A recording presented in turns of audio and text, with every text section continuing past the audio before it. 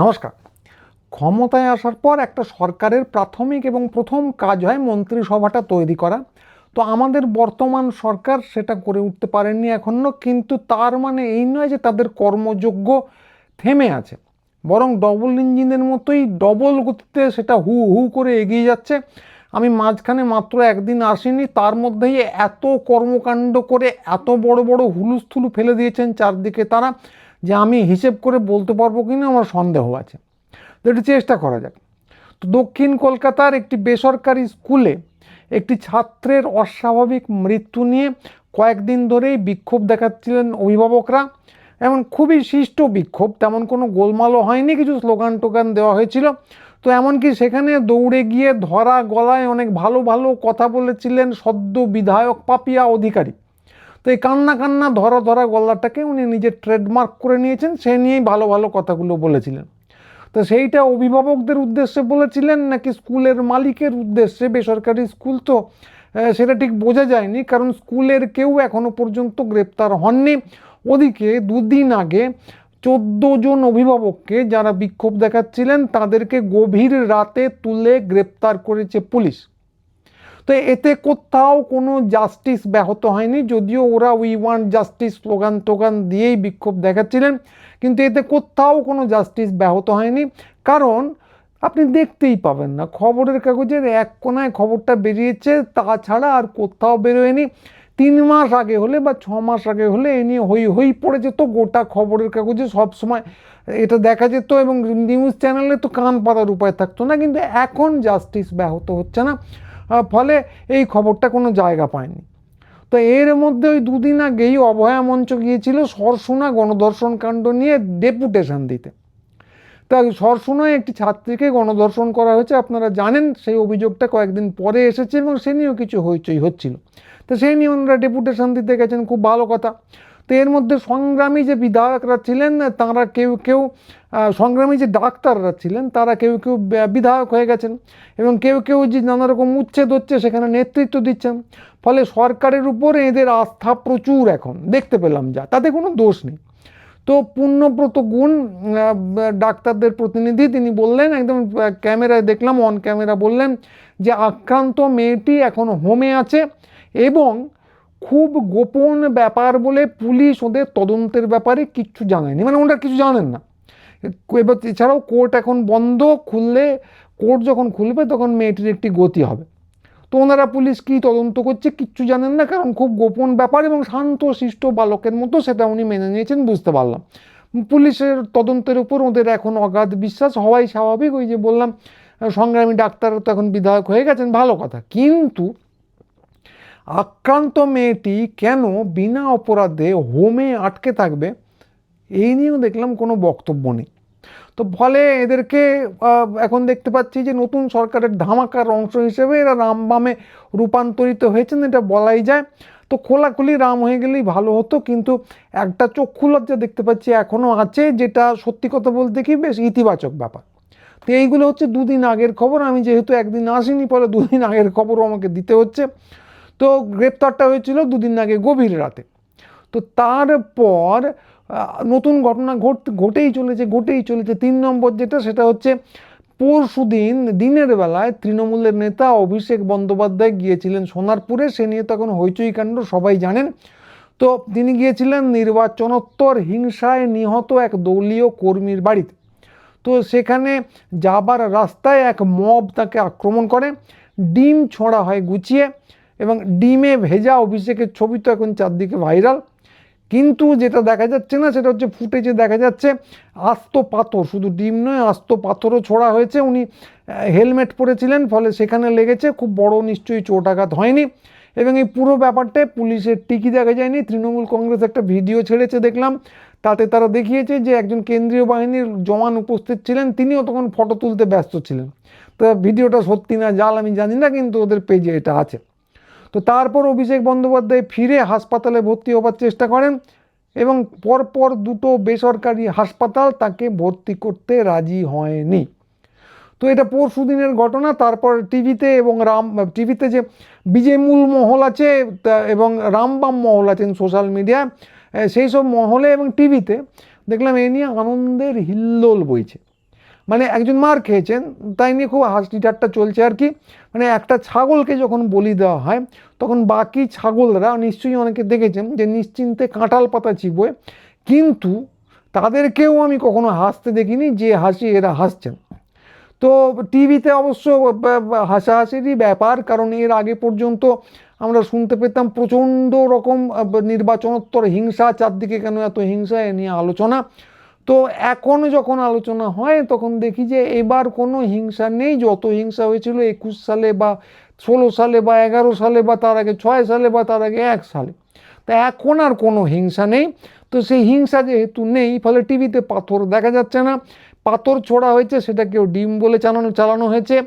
তো পাথরে কুসুম হয় কিনা তো ময়ূকবাবুকে জিজ্ঞাসা করা যেতেই পারে, কিন্তু কেউ কখনো করেছেন বলে দেখিনি। তো ওদিকে শ্রমিক ভট্টাচার্য বলেছেন তাঁর দলের কোনো লোক এতে জড়িত নয়, পুরোটাই জনরোষের ব্যাপার। অর্থাৎ এই 20 দিনে আমরা যা দেখতে পাচ্ছি, পশ্চিমবঙ্গের অবস্থা অত্যন্ত ভালো হয়ে গেছে, অর্থনৈতিক অবস্থা। তো লোকে কি করে, ক্রেট ক্রেট ডিম কেনে দাম দিয়ে, তারপর পাথর জোগাড় করে। পাথরের অবশ্য তেমন দাম নেই, কিন্তু ক্রেট ক্রেট ডিম কিনে দাঁড়িয়ে থাকে স্রেফ ছুড়বে বলে। তো ডিমের দাম কমে গেছে না লোকের ইনকাম বেড়ে গেছে সে আমি জানি না, কিন্তু এরকম হচ্ছে বলে শুনছি। এছাড়াও এই সরকার আর একটা ভয়ানক কাজ করেছে, সেটা হচ্ছে স্বাস্থ্য ব্যবস্থার অভাবনীয় উন্নতি।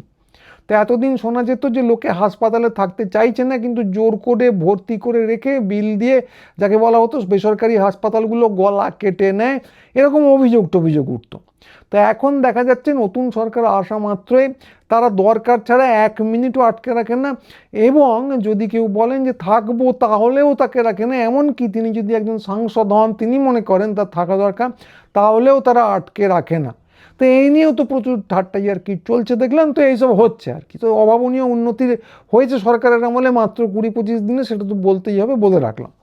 তো এই নিয়ে তো খুব হাসি ঠাট্টা চলছিল। এই করতে করতেই দেখা গেল গভীর রাত এসে গেছে এবং দমদম স্টেশনে হকার উচ্ছেদ। গভীর রাতে অভিযান চালিয়ে সমস্ত দোকানপাট ভেঙে দেওয়া হয়েছে। এবং তারপর ক্রমশ পরের দিন জানা গেল যে এটা শুধু দমদমে হচ্ছে তা না, দমদম, বেলগড়িয়া, উত্তরপাড়া, যাবতীয় মানে পশ্চিমবঙ্গের উত্তর থেকে দক্ষিণ পর্যন্ত অজস্র জায়গায় এই ভাঙচুরের কাজকর্ম করা হয়েছে। এবং রেলের যে জমি এবং রেল স্টেশনের সংলগ্ন যে জমি, সেখানে যে সমস্ত নির্মাণ ছিল তথাকথিতভাবে বেআইনি, সব ভেঙে চুরমার করে দেওয়া হয়েছে। মোটামুটি একটা হিসেব দেখলাম যে 1 কোটি মানুষ মোটামুটি এতে ক্ষতিগ্রস্ত হবেন। মানে কাজ করতেন অনেক মানুষ, তাদের পরিবার ধরলে, এটাও একটা চ্যানেলে দেখলাম, আমি নিশ্চিত নই, কিন্তু সংখ্যাটা প্রচুর, এ নিয়ে কোনো সন্দেহ নেই। তবে এই নিয়ে কোনো বিরাট গোলমাল হয়নি, বিরাট গোলমাল হবেই বাকি। দেখলাম যে গার্গী চট্টোপাধ্যায়, যিনি এই পর্যন্ত সিপিএমের হয়ে এই অভিযানগুলো এই রোখার চেষ্টা করছিলেন, খুবই চেষ্টা করেছেন, পুরোটা পারা যায়নি, পুরোটা নয় কিছুই পারা যায়নি, কিন্তু চেষ্টায় কোনো খামতি ছিল না। তো দেখলাম দমদমে গার্গী চট্টোপাধ্যায়কে ধাক্কাধাক্কি করা হয়েছে, তার থেকে বড় গোলমাল হয়নি। এবং ওদের লাইভ থেকে এও জানলাম যে C2 এবং সিপিএম নেতারা ব্যাপারটা নিয়ে বৈঠক করেছিলেন স্টেশন মাস্টারের সঙ্গে, এবং প্রাক্তন সাংসদ তড়িৎ তোপ্তারও এসেছিলেন, তাঁদেরকে নানা রকম আশ্বাস দেওয়া হয়। তারপর দেখা যায় সেই স্টেশন মাস্টারই মাথায় হেলমেট পরে চুক্কি দিয়ে ভাঙচুর শুরু করে দেন। ওনারা একটা প্ল্যাটফর্মে আটকে ছিলেন, ভাঙচুর শুরু হয়ে যায় অন্য জায়গায়। তো এইটা নিয়ে মানে উনিও হেলমেট পরে ভাঙছিলেন, তো ওনার মাথাতেও হেলমেট ছিল, কিন্তু এইটা নিয়ে এক জায়গায় দাঁড়িয়ে আছেন, অন্য জায়গায় ভাঙা হচ্ছে, এটা নিয়ে কাউকে হাসাহাসি করতে দেখিনি। কারণ এইটা খুব সিরিয়াস বিষয়, সকলেই মোটামুটিভাবে একমত হয়েছেন। তো বড় মিডিয়ায় অবশ্য এটা দেখায়নি, কারণ ওদের দেখাতে বয়েই গেছে।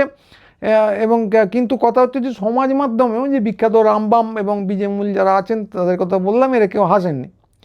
তো একটা জিনিসে হেসেছেন, অন্যটায় কেন হাসেননি, সেটা অনেক বড় বড় পণ্ডিত আছেন যারা মাঝে মাঝেই সেই জার্মান কবিতা আবৃত্তি করেন যে অমুককে যখন নিয়ে গিয়েছিল তখন আমি কিছু বলিনি, তমুককে যখন নিয়ে গেল আমি তখন কিছু বলিনি, তারপর আপনাকে যখন নিয়ে গেল তখনও ওই জন্যই কেউ কিছু বললো না, এই সব পণ্ডিতি কথাবার্তা বলেন।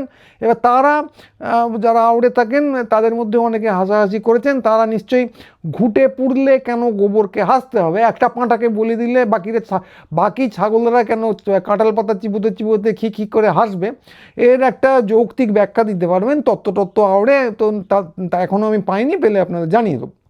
তো এই যে ঘটনাটা ঘটলো, এর আগে অবশ্য সিপিএম নেতা মোহাম্মদ সেলিম একটা চমৎকার তত্ত্ব দিয়েছেন। তাই এই মুহূর্তে আমি বিজেপি বিরোধী কাউকে কোনো রকম খারাপ কথা বলতে আগ্রহী নই, কিন্তু তত্ত্বটা এত চমৎকার লাগলো যেটা এখানে না বলে পাচ্ছি না। তো উনি বললেন যে আরএসএস অভিষেকের পালে হাওয়া দিতেই অভিষেককে ধরে ঠেঙিয়েছে, পাথর পাথর ছুঁড়েছে মনে হচ্ছে। তো এই তত্ত্বটা আমরা যে প্রথম শুনলাম তা নয়, তত্ত্বের রকম ফের আমরা অনেক দিন ধরে শুনে আসছি। এর আগে শুনেছিলাম সারা ভারতবর্ষে বাঙালি ঠেঙানো হচ্ছে তৃণমূলকে জেতানোর জন্য, সেটিং আছে। এসআইআরের অত্যাচারও নাকি সেই জন্য হচ্ছিল। তারপরে এই সমস্ত কিছুর ফলে তৃণমূলই গেল হেরে, সেটিংটার কি হলো জানি না। তো এখন আবার দেখছি সেই পুরনো সেটিং নতুন পোশাকে ফিরে এসেছে, আগেরটার কি হলো কেউ জানেন না। তো আমার মতো যারা সাধারণ মানুষ, ওনাদের মতো অসাধারণ নয়, তাদের মনে হয় যে তৃণমূলের নেতাকর্মীদের জেলে না পুরলে বা ধরুন ওই যে বা গেঞ্জি জাঙ্গিয়া পরে না হাঁটালে এই পুরো যদি ওদের সেটিংই করতে হয় তাহলে এই পুরো কাজটা সহজে করা যেত। কেন এত কঠিন পন্থা নেওয়া হলো সেটা উনি নিশ্চয়ই বলতে পারবেন। তো এখনও বলেননি, বললে জানতে পারবো। ওসব বলার অবকাশ হয়নি, কারণ এইটা হচ্ছে দমদম স্টেশন এবং অন্যান্য স্টেশনের ঘটনাগুলো। আমি গভীর রাতের কথা বললাম, এই সব করতে করতেই গতকাল সকাল হলো এবং তখন শুনলাম যে কল্যাণ বন্দ্যোপাধ্যায় তৃণমূলের নেতা, তিনি ইট খেয়ে গেছেন। কেউ কেউ বলছেন আবার মোবাইল দিয়ে মারা হয়েছে, আমি জানি না কী হয়েছে, কিন্তু আহত হয়ে মাটিতে পড়েছিলেন এবং মার খেয়েছেন, এ নিয়ে কোনো সন্দেহ নেই। ওদিকে বিক্ষোভ দেখাতে গিয়ে অসিত মজুমদার নাকি গ্রেপ্তার হয়ে গেছেন। তো এর মধ্যেই আবার শোনা গেল যে অভিষেক বন্দ্যোপাধ্যায়কে যারা মেরেছে তারা নাকি আসলে তৃণমূলের লোক, তৃণমূলেরই লাভলি মৈত্রের লোক। তো যে ইট মারলো, যে ডিম ছুঁড়লো, যে হেলমেট খোলার চেষ্টা করলো, তারা প্রথমে শুনছিলাম ধরা পড়েনি। তারপর দেখলাম যে তৃণমূলের তরফ থেকে ছবি দেওয়া হয়েছে যে যে কাণ্ডটা ঘটিয়েছে তার সঙ্গে প্রচুর বিজেপি নেতার ছবি টবি আছে, কাণ্ডগুলি যারা ঘটিয়েছে।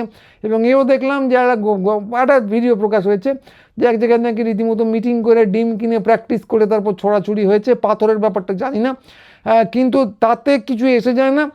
তো পশ্চিমবঙ্গে বুঝতে হবে যে আপনাদের সবাই তৃণমূল। তো ফলে যারা অভিষেককে মেরেছে তারা নিঃসন্দেহে তৃণমূল। কল্যাণ বন্দ্যোপাধ্যায়কে ইট না পাটকেল না মোবাইল জানি না সেটাও যারা মেরেছে তারাও তৃণমূল। চুচুড়ো অসিত মজুমদারকে গ্রেপ্তার করা হয়েছে, করেছে তৃণমূলের পুলিশ। বুলডোজার কোম্পানি যা চালিয়ে দমদম থেকে শুরু করে উত্তর থেকে দক্ষিণ পর্যন্ত সমস্ত মানুষের রুটি রুজি কেড়ে নেওয়া হলো। বহু হকারের সংখ্যাটা আগেই বললাম, ক্ষতিগ্রস্ত মানুষের সংখ্যাটা 1 কোটিতে পৌঁছতেই পারে।